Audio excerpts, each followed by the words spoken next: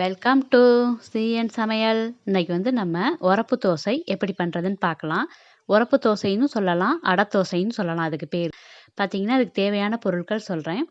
ஒரு அளக்கு புழுங்கல் அரிசி, ஒரு அளக்கு பச்சரிசி, அரை அளக்கு கடலைப்பருப்பு, கால் அளக்கு துவரம்பருப்பு, ஒரு ஸ்பூன் பாசிப்பருப்பு, ஒரு ஸ்பூன் உளுந்தம்பருப்பு. இதுதான் இதுக்கு தேவையான பொருட்கள். இதை வந்து 2 மணி நேரம் ஊற வச்சுக்கிறேங்க. அடுத்து பார்த்தீங்கன்னா, இதோட சேர்த்து அரைக்கிறதுக்கு ஒரு ஸ்பூன் சோம்பு, 10 குண்டு மிளகாய், வரமிளகாயில் வந்து 10 மிளகாய் எடுத்துக்கிறேங்க, குண்டு மிளகாயை பார்த்து. அதாவது உங்களுக்கு எவ்வளோ காரம் வேணுமோ அதுக்கு தகுந்த மாதிரி நீங்கள் கூட்டி குறைச்சி போட்டுக்கலாம்.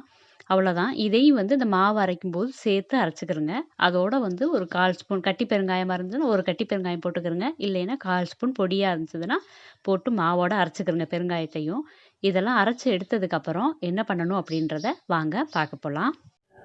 பார்த்திங்கன்னா, இது வந்து நம்ம வதக்கக்கூடாது, பொரிச்சு தான் கொட்ட போகிறோம். அதில் கடுகு போட்டுக்கலாம். நான் வந்து இன்றைக்கி கடுகு மட்டும்தான் போட்டிருக்கேன். பாதி உளுந்தம் பருப்பு இருந்ததுன்னா போட்டுக்கிறேங்க. இன்றைக்கி இல்லாதனால நான் அதை போடலை. பாதி உளுந்து போட்டுக்கலாம். அதில் கடுகு வந்து நல்லா பொரியணும். நமக்கு பொரிஞ்சாதான் நமக்கு அந்த தோசை வந்து ஃப்ளேவர் நல்லாயிருக்கும்.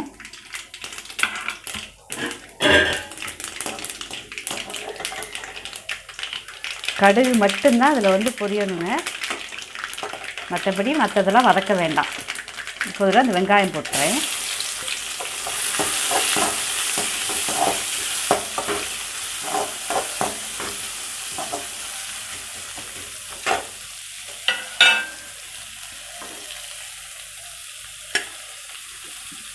பார்த்திங்கன்னா, தேங்காய் நான் இன்றைக்கி வந்து அரை மூடி போட்டிருக்கேன் தேங்காய். உங்களுக்கு தேங்காய் அதிகம் வேண்டாம் அப்படின்னா கம்மி பண்ணிக்கிறேங்க.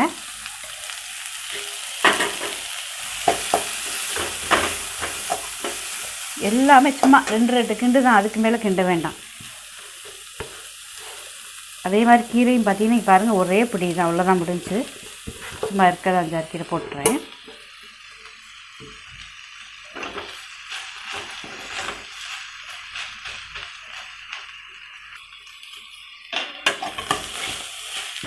நான் இப்போ அடுப்பை ஆஃப் பண்ணிடுறேன்.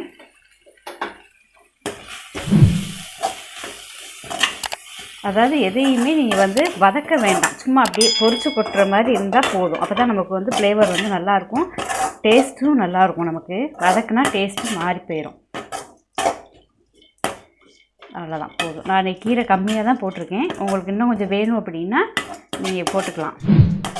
இந்த மாவுக்கு இது போதும். ஓவராக கீரை போட்டாலும் ரொம்ப கீரையாக தெரியும். அவ்வளோதான், போதும். இந்த மாவில் கொட்டிடலாம். நம்ம பாருங்கள், இது உரப்பு தோசை, அடை தோசை மாவு எப்படி வேணாலும் சொல்லலாம். அதுக்கு வந்து இது பார்த்திங்கன்னா, அதில் நான் மஞ்சத்தூள் போடுறேன். மஞ்சத்தூள் போட்டோம்னா நல்லாயிருக்கும். அந்த நம்ம முருங்கைக்கீரை க்ரீன் கலராக இருக்கிறதுக்கும் இது எல்லோ கலராக இருக்கும். தோசை ஊற்றி பார்க்கும்போது நல்லாவும் இருக்கும், டேஸ்ட்டும் நல்லாயிருக்கும்.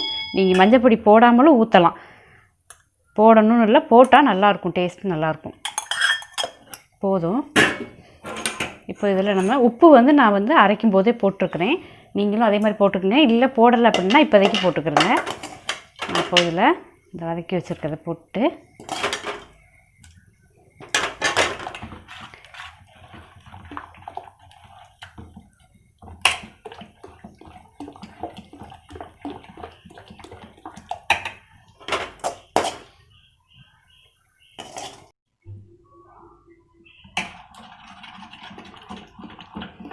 இந்த மாவை நல்லா கலக்கி விட்டுக்கிறேங்க.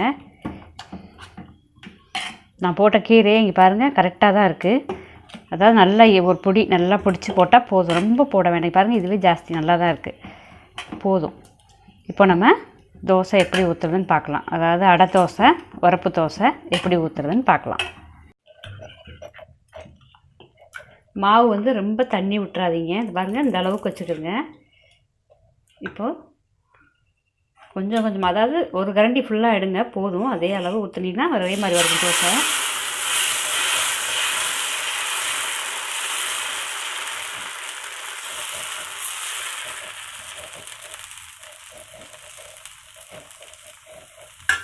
கல் நமக்கு நல்லா காஞ்சதுக்கப்புறம் ஊற்றணும்.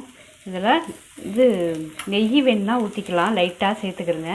இல்லை ஆயிலே போதும். நல்லெண்ணெய் ஊற்றுனீங்கன்னா ரொம்ப நல்லது, உடம்புக்கு நல்லாயிருக்கும், டேஸ்ட்டாக இருக்கும், சாப்பிட்றதுக்கும். இது வந்து நிதானமாக நல்லா வேகட்டும். அப்போ தான் நம்ம அந்த பக்கமும் திருப்பி போடலாம். அதுக்கப்புறம் இப்போ நம்ம திருப்பி விட்டுக்கலாம் தோசையை.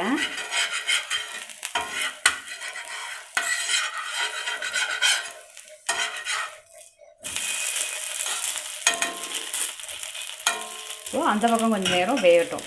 அதாவது அந்த ஆயில் கொஞ்சம் நல்லா ஊற்றுனீங்கன்னா தான் டேஸ்ட்டாக இருக்கும் சாப்பிட்றதுக்கு. நமக்கு வந்து இது இப்படியே கொஞ்சம் நேரம் வேகட்டும். நான் இப்போ வெந்திருக்கும் போது நான் சொல்கிறேன் என்னன்றதை. நம்ம இந்த மாவு அரைச்சோம் இல்லைங்களா, இது வந்து கொஞ்சம் நைஸாக அரைக்கக்கூடாது. ரொம்ப நைஸாக நம்ம தோசைக்கு இட்லிக்கெலாம் அரைப்போம் பார்த்தீங்களா, நைஸாக தோசைக்கு அரைக்கிற மாதிரி அரைக்கக்கூடாது.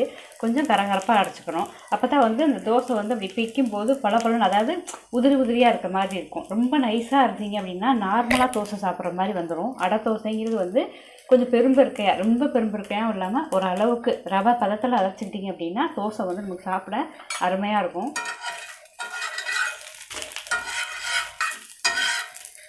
இது அந்த பக்கமும் நல்லா வேகட்டும். நம்ம வெந்ததுக்கப்புறம் பார்க்கலாம். இது நல்லா வேக விட்டு எடுத்திங்கன்னா தான் நல்லாயிருக்கும். பார்க்கலாம் வெந்திருக்கான்னு. போதும்னா எடுத்துடலாம். போதும், நல்லா வெந்துருச்சு. இப்போ இதை எடுத்துகிட்டு அடுத்த தோசை ஊற்றுறோம் நம்ம.